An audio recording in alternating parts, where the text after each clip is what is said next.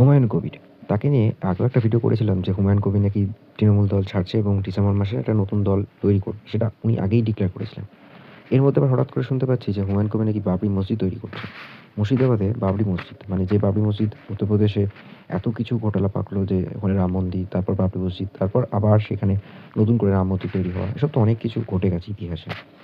সেই বাবরি মসজিদ নাম করেই তিনি মুর্শিদাবাদে একটা নতুন মসজিদ তৈরি করছেন।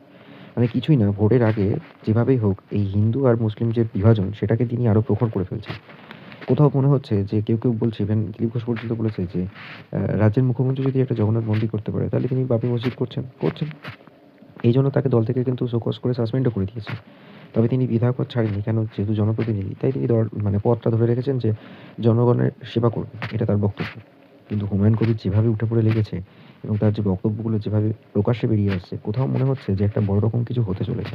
অন্তত আমার সেটাই মনে হয়। মানে তিনি একটা চেষ্টা করছেন বড় রকম কিছু একটা ঘট পাকানোর জন্য।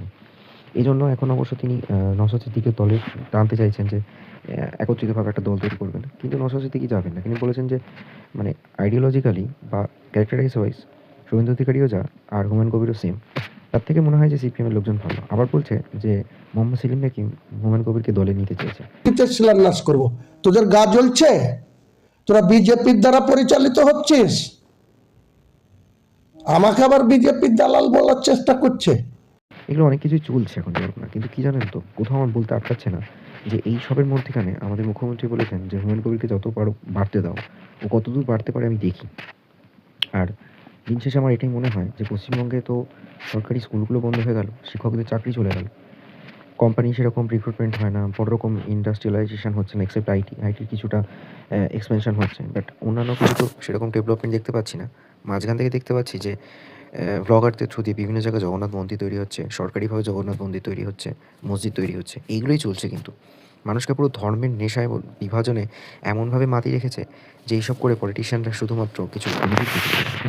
মানে জাস্ট বলতে কোথাও আটকাচ্ছে না যে শেষমেশ বাবরি মসজিদের নাম করেই পশ্চিমবঙ্গের মুর্শিদাবাদে একটা বাবরি মসজিদের মানে শিলান্যাস হয়ে গেল, এবং তারপর দেখতে পেলাম যে সেখানকার স্থানীয় মুসলিম যারা রয়েছে তারা মাথায় করে ইট বয়ে নিয়ে যাচ্ছে যে আমরা ইট দান করছি এবং মসজিদ তৈরি করব।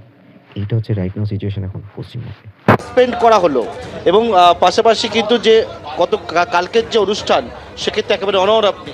নিশ্চয়ই কালকের অনুষ্ঠান 12টার সময় শুরু হবে। 2 ঘন্টার জন্য কোরআন তেলাওয়াত হবে। কোনো ভাষণ হবে না, কোনো দলের প্রশ্ন আসবে না, কোনো কারো বিরুদ্ধে কুৎসা হবে না, কোনো রাজনৈতিক দলের কোনো বিরোধিতা হবে না।